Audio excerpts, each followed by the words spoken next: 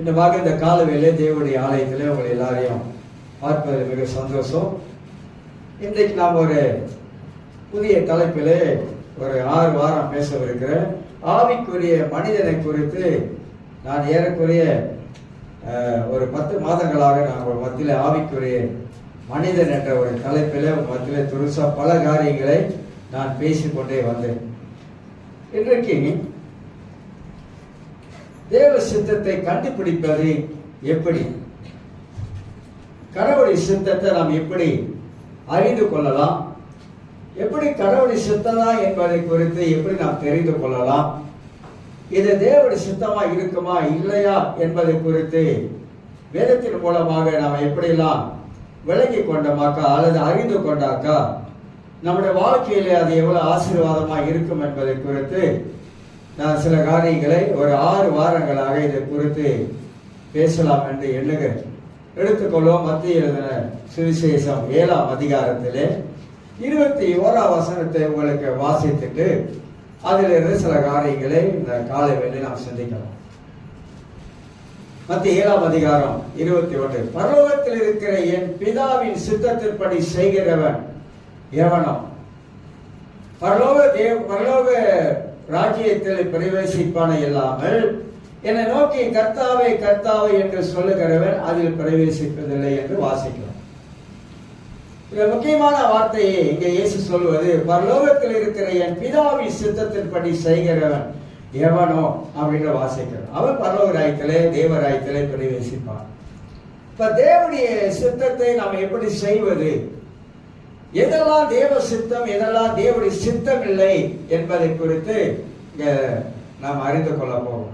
எது தேவ சித்தம் எது தேவ சித்தம் அல்ல. பெரும்பாலுமாக இன்னைக்கு தேவ சித்தத்துக்காக மக்கள் ஒரு தீர்க்கதரிசி இடத்துல போய் ஜெபம் கொள்ள விரும்புவாங்க. ஆண்டவரே என் வாழ்க்கையில என்ன சித்தம் இருக்குது அப்படின்னு சொல்லி ஜெபிக்க விரும்புவாங்க. சிலர் தங்களுடைய திருமணத்துல என் சித்தம் என்ன, திருமணத்துல என்னுடைய சித்தம் என்ன இருக்கு அப்படின்னு சொல்லி அப்படிலாம் போயிட்டு அறிந்து கொள்ள அவங்க விருப்பப்படுவாங்க. ஆனா பைபிளை நீங்க நன்றாக வாசித்து பார்க்க கூடும் என்றால் வேதத்துல வெளிப்படுத்தப்பட்ட சித்தம் பைபிள்ல தான் இருக்கு. ஆண்டவர் பைபிள்லயே அவர் சித்தத்தை வெளிப்படுத்த வைத்திருக்க. காட்ஸ் வில், அதாவது சித்தம் என்றால் தமிழ்ல இன்னொரு வார்த்தை விருப்பம் என்று அர்த்தம். விருப்பம், தேவனுடைய விருப்பம் தான் தேவ சித்தம் என்று அது இன்னொரு தமிழ்ல கொஞ்சம் ஏதாச்சும் சமஸ்கிருத மொழியில அது சொல்லப்பட்டிருக்கு. சில வார்த்தைகள் வடமொழியில சொல்லப்பட்டிருக்குது. அதனால நமக்கு சரியான விதத்துல அது கொஞ்சம் புரியுது கஷ்டமா இருக்கும். இலகுவான விதத்துல சொன்னாக்கா விருப்பம், தேவனுடைய விருப்பம். நம்முடைய வாழ்க்கையில தேவனுடைய விருப்பம் என்ன, எதெல்லாம் தேவனுடைய விருப்பம், எதெல்லாம் தேவன் விரும்பாத காரியமா இருப்பது, எதெல்லாம் நாமளா விரும்புகிறோம். சில வேளைகள்ல நாமளா நிறைய காரியங்களை நம்முடைய சுய சித்தத்துல செயல்படுவதனால வரக்கூடிய நிறைய பாதிப்புகள் மனித வாழ்க்கையில உண்டு என்பதை குறித்து வேதத்தின் மூலமாக நாம கற்றுக்கொண்ட நமக்கு அது உதவியா இருக்கும். அதனால்தான் நம்ம 6 வாரங்கள் இதை எடுத்து பேசவிருக்கிற. பைபிள்ல ஏகப்பட்ட காரியங்கள் இந்த காட்ஸ் வில் குறித்து நம்ம பார்க்கிறோம். பல காரியம் இருக்குது. அது பேசினா அது ஒரு 10-11 மாசம் பேசிக்கிட்டே போகலாம். அதனால நமக்கு இந்த வருஷத்தோட முடிப்பதனால தேவ சித்தம் கண்டுபிடிப்பது எப்படி என்பதை குறித்து சிந்திக்க போகிறோம். ஆகையால தேவ சித்தம் செய்வதிலே நாம வேதத்தை வாசிக்கும் போது ஆண்டவரே வேதத்திலே அவரை முழுக்க அவருடைய சித்தத்தெல்லாம் வெளிப்படுத்தி வைத்திருக்கிறார். அதை நாம படிக்கும் பொழுதுதான் ஆண்டவருடைய சித்தம் இன்னது என்பதை ஒரு மனிதன் விளங்கிக் கொள்ள முடியும் என்பதை நாம் அறிந்து கொள்கிறோம். நான் ஆவிக்குரிய மனிதனை பற்றி நான் பேசும்பொழுது ஒரு ஆவிக்குரிய மனிதன் நல்ல ஒரு ஆவிக்குரிய வாழ்க்கையில வளர்ந்தவனாக அவன் இருக்கக்கூடும் என்றால் தேவ சித்தத்தை ரொம்ப ஈஸியா கண்டுபிடிச்சிடலாம். கடவுள் தான் இதுதான் என் வாழ்க்கையில தேவனுடைய சித்தமா இருக்குன்னு சொல்லிட்டு ஒரு முறை நான் உங்களுக்கு சொல்லியிருக்கேன் என்னன்னு தெரியல. நான் இந்த மேய்ப்பன் ஊழியத்துக்கு வந்த பிற்பாடு ஒரு முறை நான் சொன்ன ஆண்டவரே எனக்கு இந்த மேய்ப்பன் ஊழியம் எனக்கு வேண்டாம் ஆண்டவரே, இது ரொம்ப கஷ்டமான ஊழியமா இருக்கு, அதனால வேண்டாம். ரொம்ப வருஷத்துக்கு முன்னுக்கு அதனால வேண்டாம். ஒரு சுவிசேஷனா போயிட்டாக்கா அது ரொம்ப ஈஸியான ஊழியம். ஒரே ஒரு பிரசங்கத்தை உலகம் முதல் வச்சு சுத்திட்டு வந்துடலாம். இது வார வாரம் நம்ம புது புது செய்தியா வார வாரம் எடுக்கணும், வார வாரம் பேசணும், நேரம் எடுக்கணும், உட்காரணும், ஜெபிக்கணும், வார்த்தையை பெற்றுக்கொள்ளணும். அந்த வார்த்தையை பெற்றுக்கொண்ட வார்த்தையை உட்கார்ந்து அதை ஆராய்ச்சி அலசி பார்த்து இதெல்லாம் நிறைய வேலை ஆண்டவர். அது மட்டும் இல்ல, மக்களை நடத்துறதெல்லாம் சாதாரண காரியம் இல்ல, ரொம்ப கஷ்டமா இருக்குது. இப்படின்னா அப்படி இருக்குது, அப்படின்னா இப்படி இருக்குது. அதனால சுவிசேஷங்களா போயிட்டனாக்கா அது பிரச்சனை இல்லாத ஒரு ஊழியம். அது நம்ம பாடு போயிட்டே இருக்கலாம். ஒரு பிரசங்கத்தை வச்சுட்டு உலகம் முழு சுத்திட்டு வந்துடலாம் ஆண்டவரேன்னு சொல்லி இப்படி நினைச்சு சொல்லி ஜெபம் பண்ணிட்டு படுத்துட்டேன். படுத்தோட ஒரு சொப்பனை காட்டுறேன். அந்த சொப்பனத்துல ஆவிக்கு ஆள் எடுக்கிறாங்க. ஆவிக்கு ஆள் எடுத்துக்கிட்டு இருக்கிறாங்க. அப்ப நான் போய் கேட்கிறேன், நான் ஆவியில சேர்ந்துறேன்னு. அவன் எடுத்தோட கேட்கிறான், உன்னோட வேலையே வேற வேலை, போ அப்படின்ட்டான். அப்ப நம்முடைய விருப்பத்தை தேவனுக்கு தெரியப்படுத்துகிறோம். ஆனா தேவனுக்கு ஒரு விருப்பம் இருக்குது, நீ இதெல்லாம் இருக்கணும், இதை விட்டு நீ வேற எங்கேயும் போகக்கூடாது என்பதை பொருள். அப்ப தேவன் நம்ம வாழ்க்கையில வைத்திருக்க சித்தத்தை விட்டு நம்ம எங்கேயுமே ஓட முடியாது.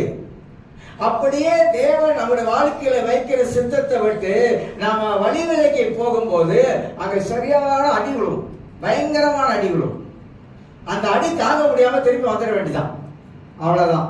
அதுதான் நம்முடைய வாழ்க்கையிலே நாம் அறிந்து கொள்ளுகிறாக. தேவ சித்தம் பைபிளில் வேதத்திலே வெளிப்படுத்தப்பட்டவை என்பதை நாம் அறிந்து கொள்கிறோம். அப்போஸ்தலர் 9ஆம் அதிகாரத்தை நாம் திருப்பிக் கொள்வோம். அப்போஸ்தலர் 9ஆம் அதிகாரத்திலே எல்லாருக்கும் தெரிந்த ஒரு சம்பவம். 9ஆம் அதிகாரத்திலே பவுல் இங்கே ரட்சிக்கப்படுகிறார். 1ஆம் வசனம், 9ஆம் வசனத்தை வாசிக்கிறார். 9 வாசிக்கிறார். அவன் 3 நாள் பார்வை இல்லாதவனாய் குசியாமலும் குடியாமலும் இருந்தான் என்பதை வாசிக்கிறோம். 6ஆம் வசனம் வாசிக்கிறேன். அவன் நடுங்கி திகைத்து, ஆண்டவரே, நான் என்ன செய்ய சித்தமாய் இருக்கிறேன் என்றான். அதற்கு கர்த்தர், நீ எழுந்து பட்டணத்துக்குள்ளே போ, நீ செய்ய வேண்டியது அங்கே உனக்கு சொல்லப்படும் என்றான். வாசிக்கிறோம். அவன் கேட்ட கேள்வி அருமையான ஒரு கேள்வி.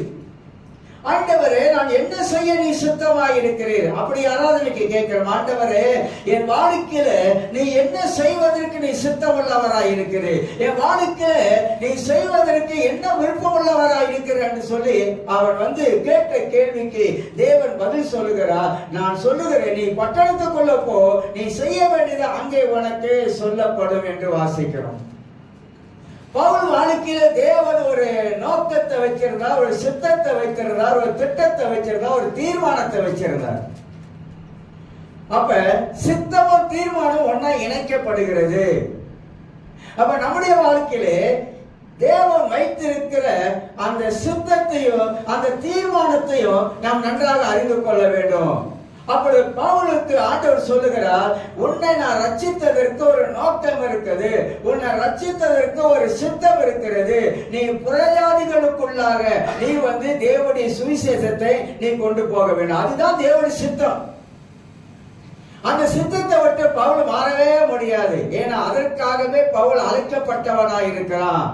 அதனால்தான் நம்ம அழைக்கப்படுகிற அந்த அழைப்பை நம்ம சரியாக நம்ம புரிந்து கொள்ள வேண்டும். ஆண்டவர் எதற்காக என்னை ரட்சித்தாரு, ரட்சித்ததற்கு நோக்கம் என்ன, எதற்கு இந்த ரட்சிப்பை வாழ்க்கையில தந்தாரு, அந்த ரட்சிப்புடைய திட்டத்திலே நான் என்ன செய்ய வேண்டும், அவருடைய நோக்கம் என்ன, என்னை ரட்சித்து பூமியில வச்சதற்கு நோக்கம் என்ன, அவர் சித்தத்தை நாம் எப்படி நிறைவேற்றுவது என்பதை நாம் எல்லாருமாக அறிந்து கொள்ள வேண்டும். தேவ சித்தத்தை செய்கிற மக்களாக இருக்கிறோம். கடவுளுடைய சித்தத்துக்கு நாம மாறாக போகும்போது நிறைய காரியங்கள் வாழ்க்கையில ஏற்படும் என்பதை வேதம் நமக்கு விவரித்து காட்டுவதை அறிந்து கொள்ளுகிறோம். ஆக தேவன் அவர் சித்தத்தை பவுலுக்கு வெளிப்படுத்தி காட்டினாரு. பவுல் தேவ சித்தம் இன்னதென்பதை அவன் அறிந்து கொண்டு அவன் ஒரு அப்போஸ்தலனாக மாறுபடி மட்டுமல்ல, தேவனுடைய ராஜ்யத்தின் சுவிசேஷத்தை புறஜாதிகளுக்கு சொன்னாரு, சபைகளை ஸ்தாபித்தாரு, சுவிசேஷத்தின் நிமித்தமாக தலை வெட்டப்பட்டு மறிக்கிறவராய் காணப்பட்டார். கடவுளுடைய சித்தத்தை நாம் அறிந்து கொள்ள வேண்டும். ஆக பவுல் எங்க போக வேண்டும் விளக்கிறார். ஆண்டவர் பவுலுக்கு கேட்ட கேள்விக்கு ஆண்டவர் அழகா சொல்றாரு பவுல் இடத்துல, நீ எங்க போக வேண்டும். இதெல்லாம் அந்த வார்த்தையெல்லாம் ரொம்ப கவனிக்கணும். ஏன்னா தேவன் தான் ஒரு மனிதனை நடத்துகிறார். மனிதன் தேவனை நடத்த முடியாது. மனிதன் மனித ஆலோசனையை தேவன்கிட்ட சொல்ல முடியாது. மனிதன் தேவனுடைய ஆலோசனையை அவன் எப்போதும் பெற்றுக்கொள்ளக்கூடியவனாக இருக்க வேண்டும். தேவனுடைய ஆலோசனையில தான் தேவனுடைய சுத்தமும் உள்ள அடங்கி இருக்குது. அப்ப கடவுளுடைய ஆலோசனை எங்க இருக்குன்னு கேட்டீங்கன்னா, பைபிள்ல தான் தேவனுடைய ஆலோசனை, அளவுக்கு மிஞ்சின ஆலோசனைகள் எல்லாம் வேத வசனத்திலே மனிதனுக்கு சொல்லப்பட்டிருக்கிறது. ஒரு மனிதன் வேதத்தை எடுத்து கவனமா வாசிக்க கூடுவண்டா, பழைய ஏற்பாட்டாக இருந்தாலும் புதிய ஏற்பாட்டாக இருந்தாலும் அந்த வேத வாக்கியங்களை எடுத்து அவன் கவனமா வாசிக்கக்கூடிய மனிதனாக இருக்கக்கூடும் என்றால், அவனுடைய வாழ்க்கைக்கு வேண்டிய ஆலோசனைகளும் அவன் வாழ்க்கைக்கு வேண்டிய அறிவுரைகளும் அவனுடைய வாழ்க்கைக்கு வேண்டிய புத்திமதிகளும் அவன் இந்த உலகத்துல எப்படி வாழ வேண்டும் என்ற காரியம் எல்லாம் வேதம் தான் மனிதனுக்கு கற்றுக் கொடுக்குது. வேதத்துக்கு மிஞ்சின ஒரு காரியம் உலகத்துல ஒன்றுமே கிடையாது. வேதம் அவ்வளவு ஒரு அருமையான புஸ்தகம் என்பதை நாம் எல்லாரும் அறிந்து கொள்வது நலமாக காணப்படும். அப்ப பவுலிடத்தில் சொல்லும்போது நீ எங்கே போக வேண்டும் என்று ஆண்டவர் அழகா காட்டுகிறார். இரண்டாவது அங்க பார்க்கிறோம், 9ஆம் அதிகாரத்திலே 10ஆம் வசனத்தை வாசிக்கும் பொழுது, 9ஆம் அதிகாரத்தில் அப்போஸ்தலர் 9:10 தமஸ்குவிலே அனனியா என்னும் பேருள்ள ஒரு சீஷன் இருந்தால் அவனுக்கு கர்த்தர் தரிசனமாகி, அனனியாவே என்றார். அவன், ஆண்டவரே இதோ அடியேன் என்றார். 11ஆம் வசனத்திலே, அப்பொழுது கர்த்தர், நீ எழுந்து நேர் தெருவு எனப்பட்ட தெருவுக்கு போய் யூதாவின் வீட்டிலே தர்சு பட்டணத்தனாகிய சவுல் என்று பேருள்ள ஒருவனை தேடு, அவன் இப்பொழுது ஜெபம் பண்ணுகிறான். கடவுளுடைய நடத்துதல், தேவன் எப்படி நடத்துகிறார், அவன் நடத்துதல் எப்படி ஒரு மனிதனுடைய வாழ்க்கையில வருகிறது. இப்ப பழைய ஏற்பாட்டு புதிய ஏற்பாட்டு காலங்களில் ஆண்டவர் பேசி நடத்துகிறார். பரிசுத்த ஆவியானவர் மூலமாக அவர் நடத்தி கொண்டு வரார். ஆவியானவரும் நம்முடைய வாழ்க்கையில நம் எல்லாருமாக பரிசுத்த ஆவியானவரை பெற்று இருக்கிறோம், அபிஷேகத்தை பெற்று இருக்கிறோம். அந்த ஆவியானவரால நடத்தப்படுகிற ஒரு அனுபவம் இருக்குது. அது ஒரு அற்புதமான ஒரு அனுபவம். அது எல்லாருமாக தேவ ஆவியானவரால நடத்தப்படுகிற அனுபவத்தை அவங்களால விளங்கிக்க முடியாது, புரிஞ்சிக்க முடியாது. சில வேளைகள் அவங்களுக்கு அந்த அனுபவமே இருக்காது. ஏன் அவங்களுக்கு அந்த அனுபவம் இல்லைனாக்கா, அவங்க தேவனோடு நெருங்கி அவங்க வாழாததுனால பரிசுத்த ஆவியானவர் எப்படி நடத்துகிறார் என்பதை அவங்களால புரிஞ்சிக்க முடியாது. அதனாலதான் ஆவியானவர் நமக்குள்ளா இருந்து நமக்கு சில உணர்த்துதலை கொடுத்து கொண்டே இருப்பாரு, உணர்த்துவாரு. சில காரியங்களை உணர்த்துவாரு, சில காரியங்களை மனதில் போடுவாரு. நம்முடைய ஆவியிலே சில உணர்த்துதல் தொடர்ந்து இருந்து கொண்டே இருக்கும். ஆவியானுடைய அந்த ஏவுதல் நமக்குள்ளா இருந்து கொண்டே இருக்கும், அந்த வாஞ்சை நமக்குள்ளாக இருந்து கொண்டே இருக்கும். அப்ப நம்ம விளங்கிக் கொள்ள வேண்டும், நம்முடைய ஆவியில விளங்கிக் கொள்ள வேண்டும். பரிசுத்த ஆவியானவர் நம்மளை நடத்துகிறாரு, பரிசுத்த ஆவியானவர் நமக்கு தெளிவான ஒரு காரியத்தை காட்டுகிறாரு, பரிசுத்த ஆவியானவர் நம்மளை அற்புதமான விதங்களிலே சில காரியங்களை சொல்லிக் கொடுக்கிறார் என்பதை நம்முடைய ஆவியின் உணர்விலே நாம அதை விளங்கிக்க முடியும், அதை புரிஞ்சிக்க முடியும். இதுதான் தேவ ஆவியானவர் ஒரு மனிதனுக்குள்ளா இருந்து நடத்துகிறார் என்பதை நாம் அறிந்து கொள்ள முடிகிறது. அப்ப ஆண்டவர் பாருங்க, 9ஆம் அதிகாரத்தில் சவுல் என்பவர் ரட்சிக்கப்படுகிறான். ரட்சிக்கப்பட்ட மாத்திரத்தில் ஆண்டவர் அனனியா கிட்ட கரெக்டா பேசுறாரு. இதுல ஒரு முக்கியமான சத்தியத்தை நாம் விளங்கிக் கொள்ளணும். என்ன பேசுறாரு, இந்த சவுல் என்பவன் இப்பொழுது ஜெபம் பண்ணி கொண்டு இருக்கிறான். அதாவது சபைகளை துன்பப்படுத்தினவன் இப்போது அவன் ஜெபம் பண்ணி கொண்டு இருக்கிறான் என்பதை நல்லா பாருங்க. பரலோகத்தில் இருக்கிற தேவன் பூமியிலே மனிதன் என்ன செய்து கொண்டு இருக்கிறான் என்பதை அவனுடைய கண்கள் பார்க்கிறது. பார்க்கிற கண்கள் இப்போது அனனியாவிட்ட சொல்றாரு, இப்போது சவுல் என்பவன் அவன் ஜெபம் பண்ணி கொண்டு இருக்கிறான். இந்த இடத்துல ஒரு காரியத்தை சொல்ல விரும்புகிறேன். இந்த பூமியிலே மனிதன் என்ன செஞ்சாலும் மேலே இருக்கிற 2 கண்ணு உள்ளவர் ஒருத்தர் இருக்கிறார்.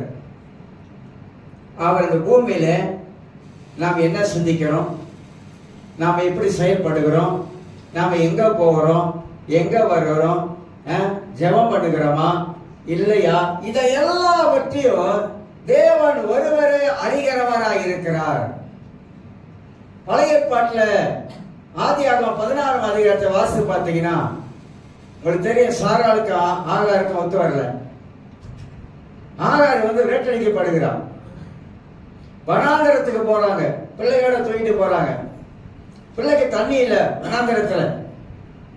அப்ப பிள்ளை ஒரு பக்கம் அழுகுது. ஆகார் தேவனை நோக்கி கூப்பிடுகிறார், ஆண்டவரே இந்த வனாந்தரத்துல நான் சாகிறதா, தண்ணி இல்லையே என்று சொல்லிட்டு பிள்ளையின் சத்தத்தை கர்த்தர் கேட்டார். ஆகாருடைய ஜெபத்தையும் கர்த்தர் கேட்டாரு. அந்த வனாந்தரத்துல ஆண்டவர் ஒரு தண்ணீரை உண்டாக்கினார். அப்பனா பூமியிலே மனிதன் அழும் பொழுதும், பூமியிலே மனிதன் தேவனை நோக்கி கூப்பிடும் பொழுதும் கர்த்தர் அதை கேட்கிறவராய் இருக்கிறார், கர்த்தர் அதை பார்க்கிறவராய் இருக்கிறார் என்றதான அந்த உணர்வு ஒரு மனிதனுக்கு எப்போது இருந்து கொண்டே இருக்கு. ஆண்டவர் பார்க்கிறவராய் இருக்கிறார், ஆண்டவருடைய கண்கள் என்னை பார்த்து கொண்டு இருக்கிறது என்ற உணர்வு நமக்குள்ளாக இருந்து கொண்டே இருக்க வேண்டும். ஆக ஆண்டவர் அழகா கைட் பண்றாரு பாருங்க. இந்த அனனியா கிட்ட சொல்லி, அனனியாவே இந்த சவுல் என்பவன் இப்பதான் ஜெபம் பண்ணி கொண்டு இருக்கிறான், அந்த இடம் காட்டுறாரு, நேர் தெருவு காட்டுறாரு, இந்த இடம் காட்டுறாரு, அந்த இடம் காட்டுறாரு. இதெல்லாம் பரிசுத்த ஆவியானவர் அற்புதமாக காட்டி அனனியா போயிட்டு அந்த பவுல் மேல கைகளை வைத்து ஜெபிக்கும் போது அவனுடைய கண்கள் திறக்கப்படுவது, கண்ணில் இருக்கிற சிதல் கீழே விழுவதை குறித்து வேதத்திலே நான் பார்க்கிறோம். 12ஆம் வசனத்தை வாசிக்கிறேன். அனனியா என்ன பேரில் ஒரு மனுஷன் தன்னிடத்தில் வரவும் தான் பார்வை அடையும்படி தன்மேல் கைகளை வைக்கவும் தரிசனம் கண்டான் என்று வாசிக்கிறோம். 13ஆம் வசனம். அதற்கு அனனியா, ஆண்டவரே இந்த மனுஷன் எருசலேமில் உள்ள உம்முடைய பரிசுத்தவான்களுக்கு எத்தனையோ பொல்லாங்குகளை செய்தான் என்று அவனை குறித்து அநேகரா கேள்விப்பட்டிருக்கிறேன். இப்ப ஆண்டவர் சொன்னதை அனனியா செய்யணும். ஆனா அனனியா என்ன பண்ணுகிறார், தேவனை நோக்கி திருப்பி ஒரு கேள்வி கேட்கிறான். இந்த மனுஷன் பொல்லாத மனுஷன் ஆண்டவரே அப்படின்னு சொல்லி தேவனுடைய ஒரு வார்த்தையை போட ஆரம்பிக்கிறான். நீங்க ஃபுல்லா கீழே வாசி பார்த்தீங்கன்னாக்கா 15ஆம் வசனத்தை வாசிக்கிறேன். அதற்கு கர்த்தர், நீ போ, அவன் புறஜாதிகளுக்கும் ராஜாக்களுக்கும் இஸ்ரவேல் புத்திரருக்கும் என்னுடைய நாமத்தை அறிவிக்கத்தக்கதாக நான் என்ன செய்ய தெரிந்து கொண்ட பாத்திரமாக இருக்கு. இதுதான் தேவ சித்தம். அவருடைய வாழ்க்கையில கடவுள் சித்தம் என்ன? புறஜாதிகளுக்கு ராஜாக்களுக்கு முன்பதாக அவன் தேவனுடைய என்னுடைய வார்த்தையை அவன் சுவிசேஷத்தை அவன் சொல்ல வேண்டும். அதற்காக அவனை நான் தெரிந்து கொண்டு அதுதான் என்னுடைய சித்தம், அதுதான் என்னுடைய விருப்பம் அப்படின்றார். அந்த மாதிரிதான் தேவன் நம்மளையும் ஆண்டவர் தெரிந்து கொண்டிருக்கிறார். ஒரு வேலைக்காக தேவன் நம்மளை தெரிந்து கொண்டிருக்கிறார். அவருடைய வேலை செய்வதற்காக தேவன் தெரிந்து கொண்டிருக்கிறார். இந்த தேவ சித்தத்தை ஒவ்வொரு கிறிஸ்தவர்களும் சரியாக அறிந்து கொள்வது நலமாக காணப்படும் என்பதை நாம் அறிந்து கொள்கிறோம். அப்ப அப்போஸ்தலர் 9ஆம் அதிகாரத்துல 15-14 வாசித்து பார்த்தீங்கன்னா தேவ சித்தம் வெளிப்படுவதை குறித்து நாம் வாசிக்கிறோம். கடவுள் சித்தம் எப்படி வெளிப்படுகிறது என்பதை நாங்கள் வாசித்து காட்டுறேன். அப்ப வெளிப்படுத்தப்பட்ட தேவ சித்தத்துல ஒரு மனிதன் இருந்து செயல்படுவது அவசியமா இருக்குது. சித்தம் என்றால் விருப்பம். கடவுளுக்கு விருப்பமில்லாத ஒரு காரியத்தை நாம் செய்ய ஆரம்பிக்கும் பொழுது அங்கே ஆண்டவருக்கு எதிராக நம்ம செயல்படுகிறதாக காணப்படுவது குறித்து நாம் அறிந்து கொள்கிறோம். நீங்க 1 தீமோத்தேயு 2:4 வாசிக்கும் பொழுது வாசிக்கிற எல்லா மனிதனும் ரட்சிக்கப்படும், சத்தியத்தை அறிவை அடைவதற்கு என்று எல்லா மனுஷரும் ரட்சிக்கப்பட வேண்டும் என்பது அவர் சித்தமுள்ளவராயிருக்க. உலகத்துல இவர் ரட்சிக்கப்பட மாட்டான், அவர் ரட்சிக்கப்பட மாட்டான் அப்படி எல்லாம் நம்ம நினைக்கிறோம். ஆனா தேவனுடைய விருப்பம் என்ன? எல்லா மனிதனும் ரட்சிக்கப்பட வேண்டும். ரட்சிப்பு என்பது ஒவ்வொரு மனித வாழ்க்கையில் இலவசம். அது பெற்றுக்கொள்வது பெற்றுக்கொள்ளாம இருப்பதோ அவங்க கையில இருக்குது. அதனால்தான் சுவிசேஷத்தை மக்களுக்கு நாம் அறிவிக்கிறோம். அதை ஏற்றுக்கொள்வதும் ஏற்றுக்கொள்ளாமல் இருப்பதும் அவங்க கையில இருப்பதை குறித்து நாம் அறிந்து கொள்கிறோம். சுவிசேஷம் என்பது மக்களுக்கு சொல்லும் போது பிசாசாகப்பட்டவன் அவங்களை பல விதங்கள்ல அவன் மனதை கட்டி வைத்திருக்கிறான். அவனுடைய உள்ளான ஆவியை அவன் மரித்து போன ஆவியில கட்டப்பட்டு இருக்கிறாங்க. இதெல்லாம் விடுதலையாக்குவதற்கு நாம் அவங்களுக்காக ஜெபம் பண்ண வேண்டியது அவசியமா இருக்குது. அப்ப தேவ சுத்தம் பைபிள்ல எப்படி எல்லாம் வெளிப்படுத்தப்பட்டிருப்பதை குறித்து நாம் அறிந்து கொள்ள வேண்டும். இன்னொரு வசனத்தை சங்கீதம் 143 சங்கீதம் 143 10 வசனத்தை உங்களுக்கு வாசித்து காட்டுகிறேன். 143 10 வசனத்தை வாசிக்கிறேன். 10 வசனத்துல உமக்கு பிரியமானதை செய்ய எனக்கு போதித்தரணும். தாவீது அழகா சொல்றாரு, ஆண்டவரே உமக்கு பிரியமானதை, உமக்கு விருப்பமானதை, உமக்கு சுத்தமானதை செய்வதற்கு எனக்கு நீங்க என்ன செய்ய போதித்தரணும். நீரே என் தேவன், உம்முடைய நல்ல ஆவி என்னை செம்மையான வழியிலே நடத்துவாராக. வார்த்தையெல்லாம் ரொம்ப அருமையான வார்த்தைகள். அப்ப வேதம் சொல்லுகிறது உமக்கு பிரியமானதை செய்வதற்கு, எல்லா காரியத்திலும் கர்த்தருக்கு பிரியமானதை செய்ய, கர்த்தருக்கு விருப்பமானதை செய்ய, ஆண்டவருக்கு எதை செய்தாலும் நாம கொலோசியர் 3:24 அடிக்கடி சண்டே ஸ்கூல் பிள்ளைகள் சொல்லுவோம். கொலோசியர் 3:24 எதை செய்தாலும் எந்த காரியம் செய்தாலும் அது கர்த்தருக்கென்று அதை மனப்பூர்வமாக அதை விருப்பத்தோடு அதை சந்தோஷத்தோடு செய்ய வேண்டும் என்றுதான் வேதம் நமக்கு கற்றுக் கொடுக்கிறது. ஆக தேவ சுத்தம் என்பது கடவுளுக்கு பிரியமான காரியத்தை செய்யக்கூடியதான் தேவ சுத்தம் என்பதை அறிந்து கொள்கிறோம். அநேக தேவ சுத்தத்தை அறிந்து அதை செய்யாம போவது கடவுள் சித்தம், இது கடவுள் சித்தம் தான் அப்படின்னு தெரிஞ்சும் அந்த செய்யாமல் போறாங்களே, அதுதான் அவங்க வாழ்க்கையில வரக்கூடிய சில பிரச்சனை, சில சிக்ஷைகளை கர்த்தர் அவங்க வாழ்க்கையில அனுமதிப்பார் என்பதை குறித்து நாம் விளங்கிக் கொள்கிறோம். பாருங்க, பைபிள்ல சில 1-2 காரியத்தை உங்களுக்கு காட்டுறேன். ஆலயத்துக்கு வர வேண்டியது தேவ சுத்தம். ஏன் ஆலயத்துக்கு வர வேண்டிய தேவ சுத்தம்? பைபிள்ல அப்படி எழுதி இருக்குது. எபிரேயர் 10:25 சபை கூடி வருவதை விட்டுறாதீங்க. ஏன் விட்டுறக்கூடாது? அங்க ஒரு புத்திமதி சொல்றாரு. எபிரேயர் ஆக்கியன் ஒரு புத்திமதி அறிவுரை சொல்றாரு. அது கூடி வருவது நல்லது.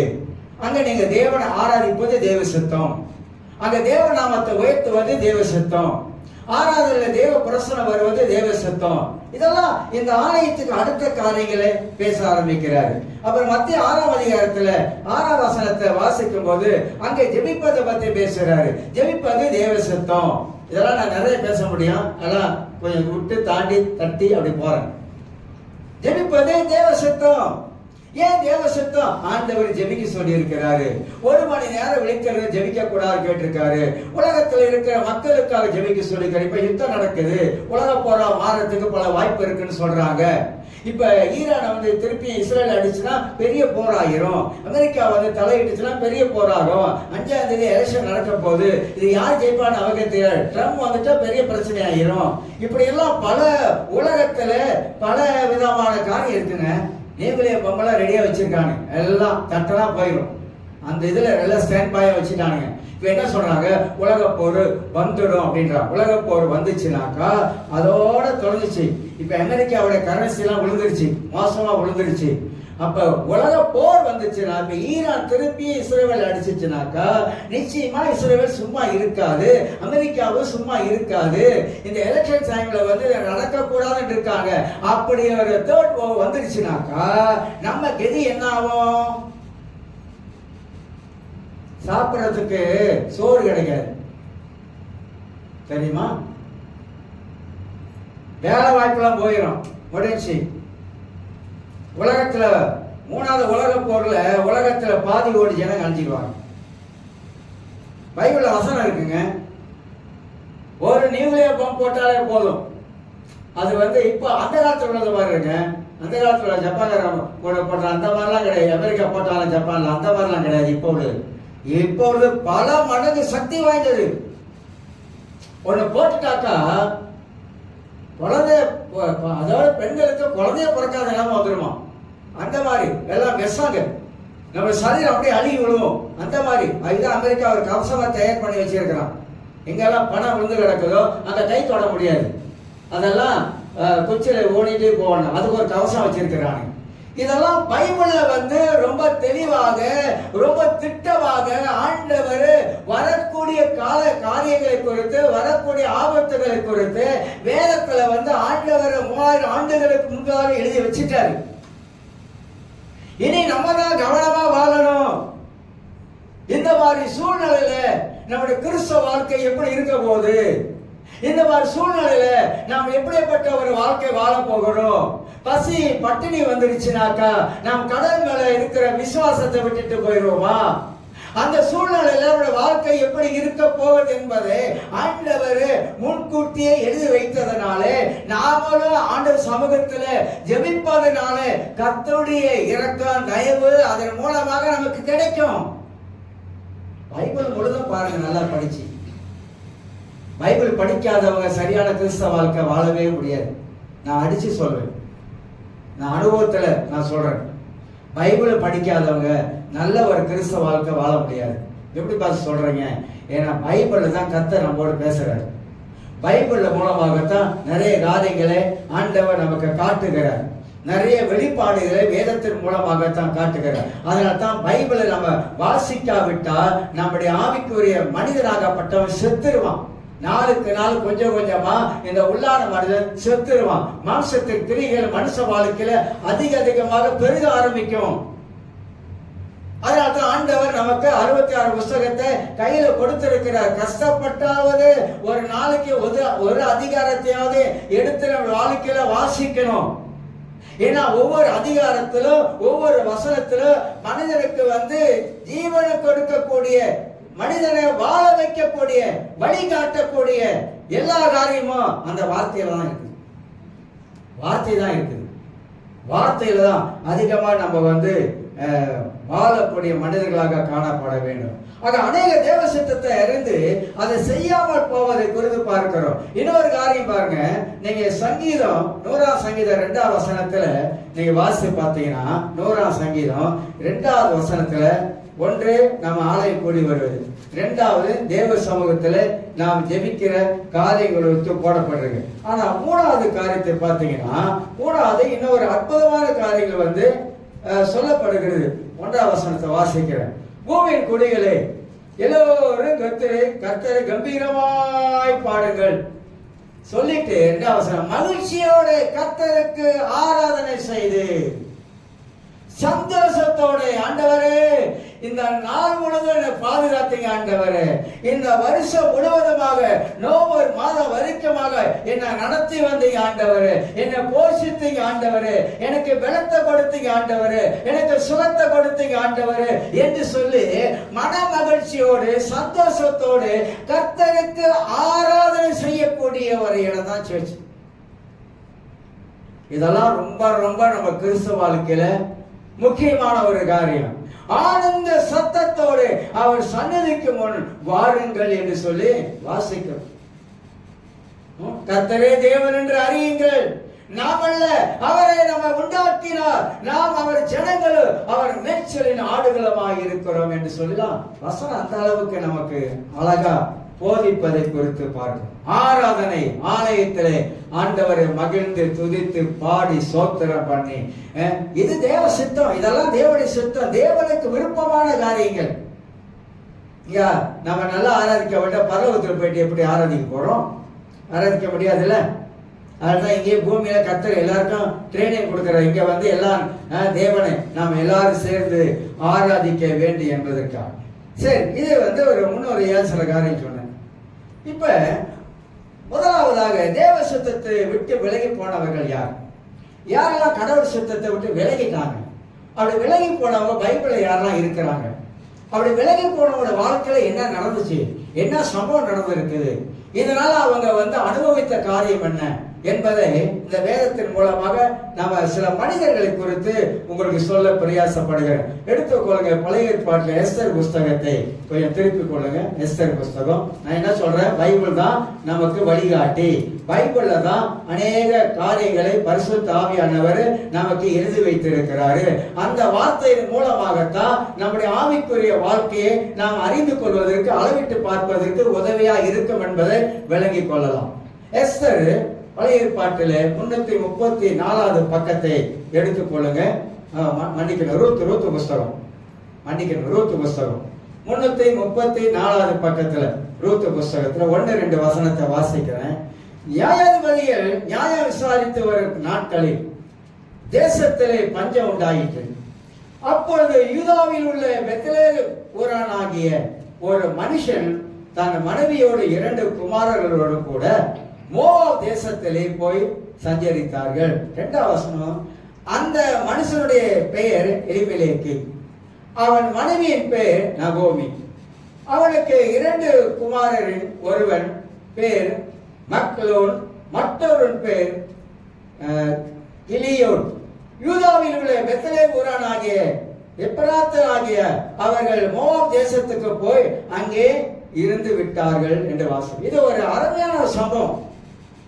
இதை கொஞ்சம் நல்லா சிந்தித்து பார்த்தோமா, இந்த சம்பவத்துல பரிசுத்த ஆவியானவர் நமக்கு என்ன சொல்லி கொடுக்கிறாரு, என்ன நமக்கு கற்றுக் கொடுக்கிறாரு என்பதை இதுல இருந்து ஒரு பாடத்தை நம்ம படிப்பதற்கு உதவியா இருக்கும். இங்கே எலிமெலேக் என்பவன் அவன் எங்க இருந்தா, பெத்லகேம்ல இருக்கிறான். பெத்லகேம் என்பது அப்பத்தின் வீடு. இந்த அப்பத்தின் வீடுல இவனுக்கு அங்க நிலவலாம் இருக்குது. இவன் கொஞ்சம் வசதியானவன், அங்க நிலவலாம் இருக்குது. ஆனா பஞ்சம் வந்த பொழுது இவன் எங்க பண்றானாக்கா, அங்க ஊர் மக்கள் அங்க இருக்கிறாங்க, அவங்க யாரும் போல.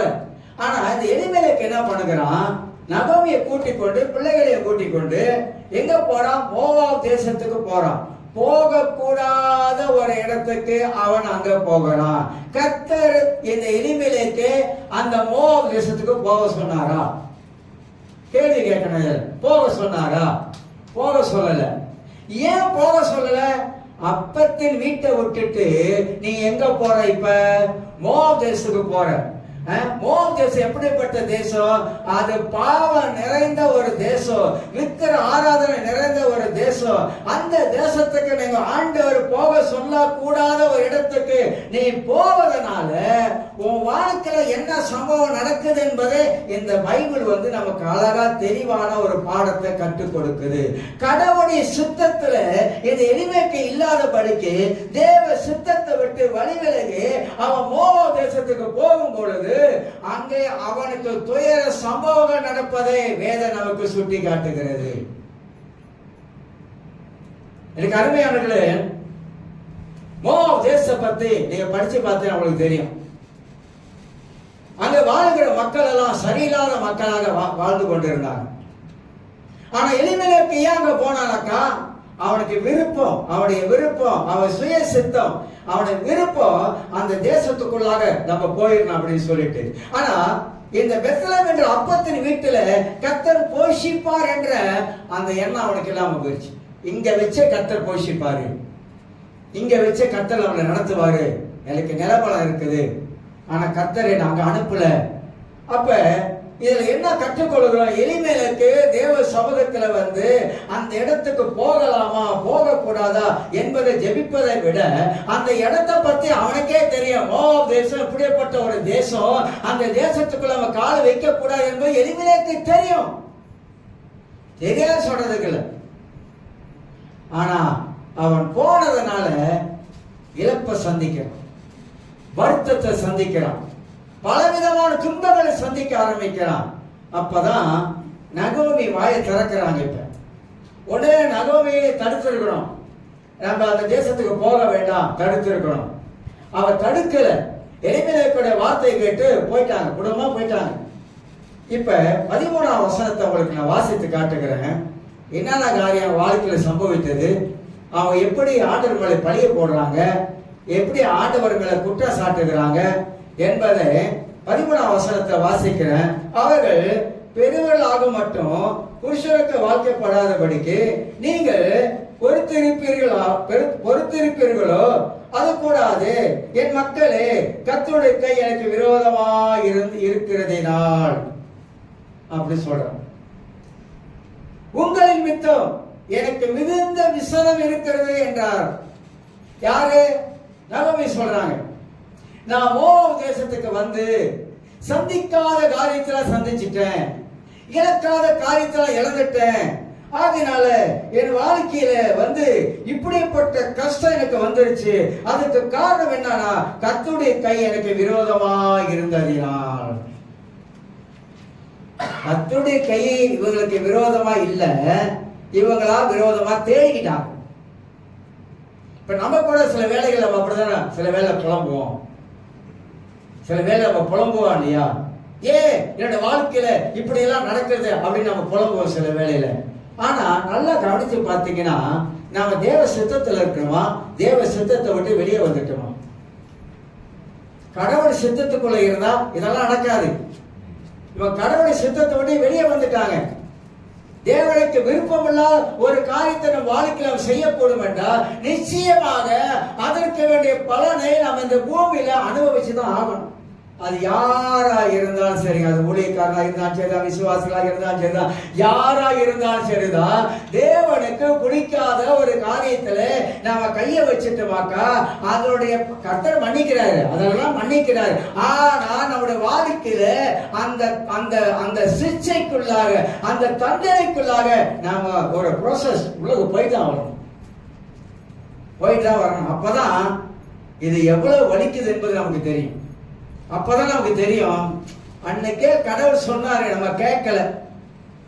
அன்னைக்கே கர்த்தரை எச்சரித்தாரு, கேட்கல. அன்னைக்கே கர்த்தரை உணர்த்தினாரு, கேட்கல. கேட்காமல் போனதுனால வந்த விளைவு, கேட்காமல் போனதுனால வந்த சிக்ஷை, கேட்காமல் போனதுனால இவ்வளவு பெரிய தொல்லை. அப்பதான் நம்ம வந்து ரிக்ரெட் பண்றோம், உணர ஆரம்பிக்கிறோம், யோசிக்க ஆரம்பிக்கிறோம். அதனால்தான் ஒரு மனிதன் வாழ்க்கையில் இப்படி நடக்கும் போது அவன் நிச்சயமாக அந்த சிக்ஷையை அனுபவிச்சுதான் ஆகணும் இந்த உலகத்தில்.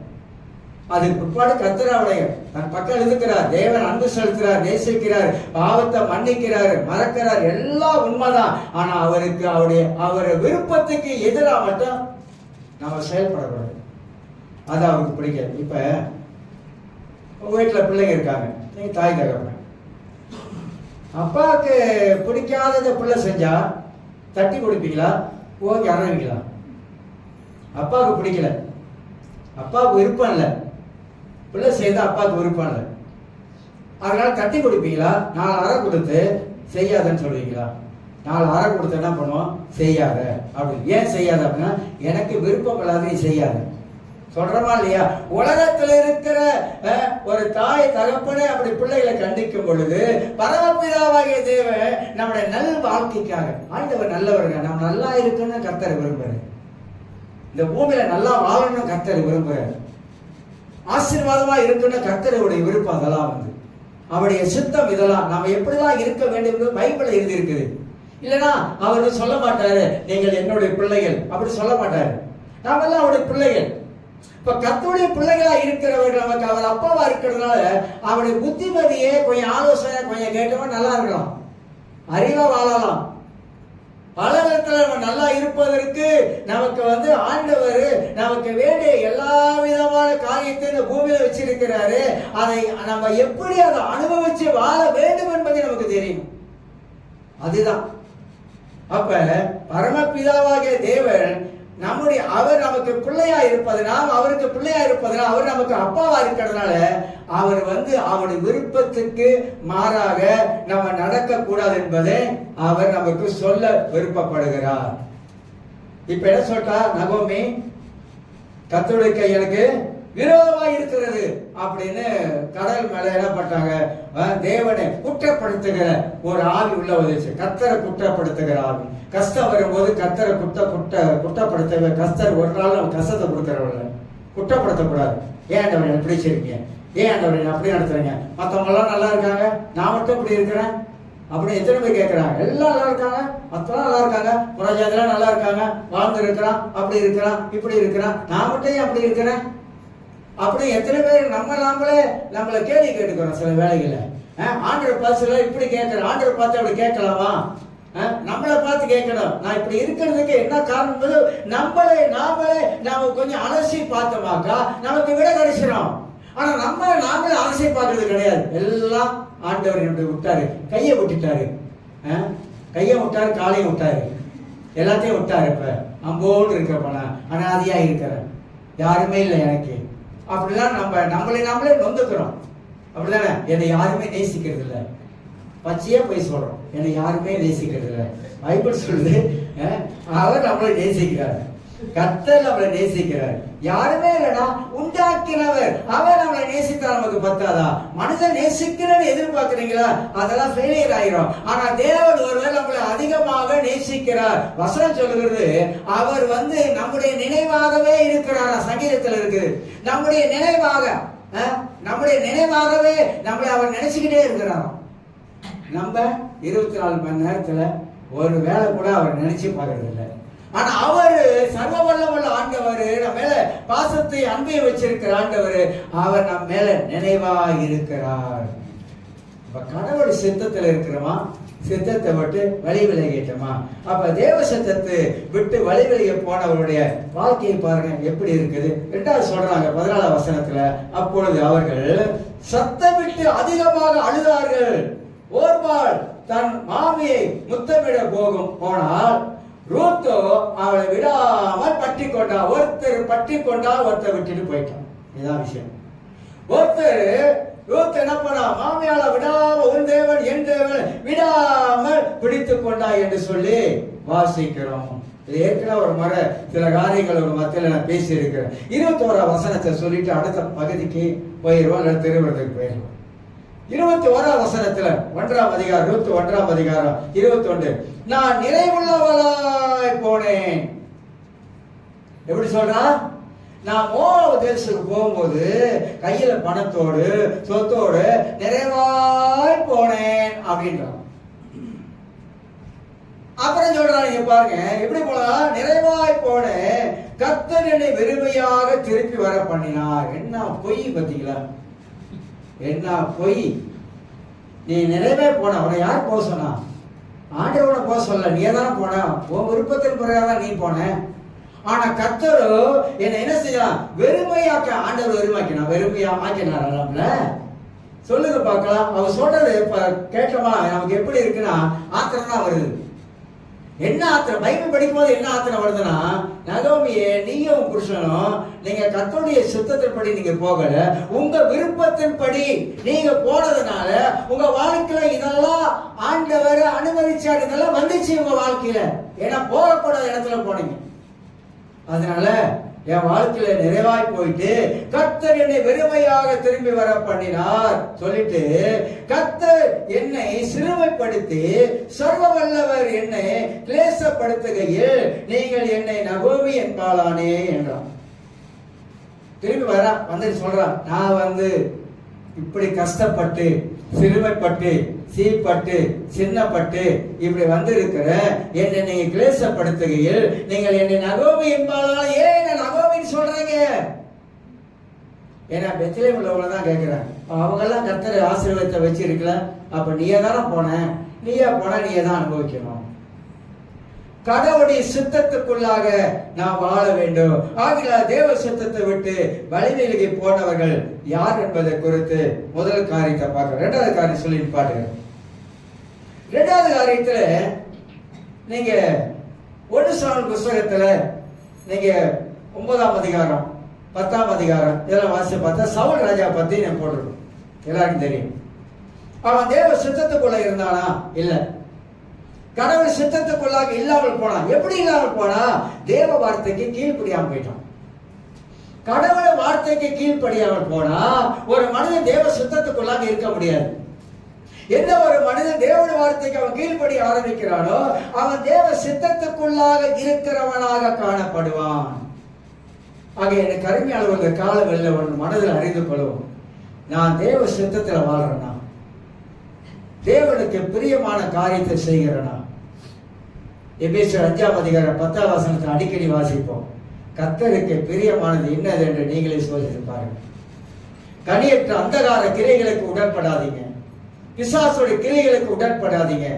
எது கர்த்தருக்கு சித்தம், எது கர்த்தருக்கு பிரியமானது, எது கர்த்தருக்கு நன்மையானது, எது கர்த்தருடைய வாழ்க்கையில ஆசீர்வாதங்களை கொண்டு வர, இதை யோசித்து பாருங்க. வாழ்க்கையில எதெல்லாம் தேவனுக்கு பிரியமா இருக்குது, எதெல்லாம் தேவனுக்கு பிரியமில்லாம இருக்கு, நமக்கு தெரியுமா தெரியாதா? சொல்லுங்க, நமக்கு தெரியுமா தெரியாதா? நல்லது கெட்டது என்பதே நமக்கு தெரியுமா தெரியாதா? இது நல்லது, இது கெட்டது என்பது ஆண்டவர் நம்முடைய கண்களை திறந்திருக்கிறாரு. பரிசுத்த ஆவியானவர் பெற்றுக்கொண்ட பொழுதோ நம்முடைய கண்கள் திறக்கப்பட்டிருக்கிறது. ரட்சிக்கப்பட்ட பொழுதோ நம்முடைய ஆவியின் கண்கள் திறக்கப்பட்டிருக்கிறது. நல்லது இது கெட்டது என்பதை நம்மளால தெளிவாக அறிந்து கொள்வதற்கு அறியக்கூடிய ஆவியானவர் நமக்குள்ளாக வாசம் பண்ணுகிறார். அப்ப தேவனுக்கு பிரியமானது பிரியமில்லாத என்பதை நம்மளால நன்றாக பகுத்தறியக்கூடிய அறிவை நமக்கு தந்ததனால நாம் எல்லாருமாக இந்த தேவ சித்தத்துக்குள்ளாக வாழும் பொழுது கர்த்தருடைய நன்மை, ஆசீர்வாதங்கள், கிருபைகள், வரக்கூடிய தடைகள்லாம் கர்த்தர் நீக்கி நம்மை ஆசீர்வாதமாக நடத்தக்கூடியவராய் காணப்படுவார். எல்லாரும் எழுந்திருக்கோம்.